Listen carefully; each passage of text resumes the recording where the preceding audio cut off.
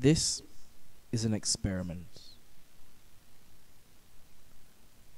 This is an exercise in the law of incremental improvement. I'm going to try and do this story multiple times, improving it on each repetition. Woman and guy are very happy together. They are fully in love. They are totally digging each other.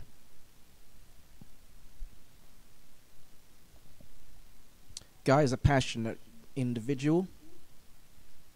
Sometimes he flies into an uncontrollable rage at some twat in the street that doesn't know how to put on a fucking indicator and doesn't know which lane he really wants to be in, as though it's just a kind of maybe here, maybe there. You know, screw these guys, they need to get the fuck off the road. Guy gets to work, and it's a more exciting day than usual. The project they've been working on has gone into, let's say, an unexpected phase, and the examinations they have been making on the results of previous experiments have resulted in some interesting results. But these guys, they know that this is serious. If anybody else sees it, they're going to take it away, and it's unsafe to experiment with, but they can't resist. They are scientists after all, and after a little bit of tinkering, they activate the box, and Guy is sucked in.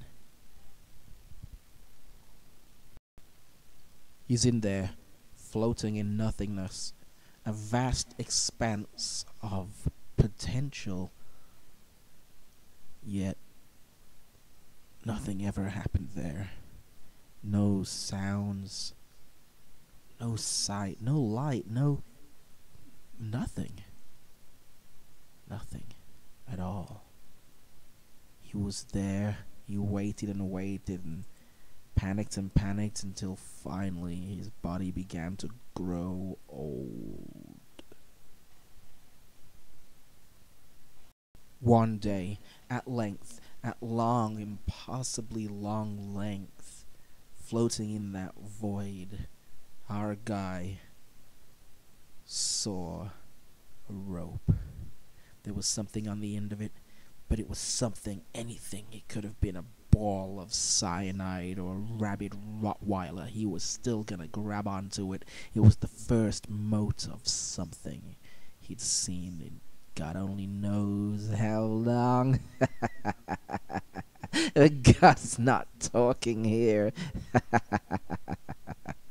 He grabs on. His mind is mush, but he knows if he can just escape, maybe things can be different again. And so he's saved. He's shaved, and he's sent home with his loving wife. In the traffic, he seemed sedate, docile. He wasn't looking at the road, but he was looking straight ahead. There was something wrong with Guy, and she needed to know what it was.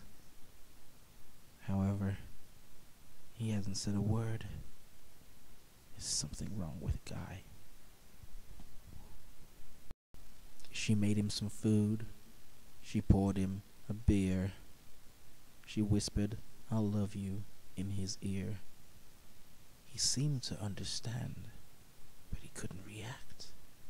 He's looking at the TV, but he's not watching it. I feel like he's listening, but there's nothing there. He's empty. It's as though after this accident, all they sent home to me was a empty void. Woman didn't know what to do. She'd seen this before, PTSD or something. It's folks freaking out over some sort of trauma. I mean, when it happens to people in the world, it's a harsh fact of life. But when it happens to the man that's living with you, well, now it's a goddamn problem. The man is broken. It's the husband. If his brain had been scooped out, she's ranting, she's raving, she's trying to rationalize and find out what's happening, but he is just gone. He is spectacularly broken. The end.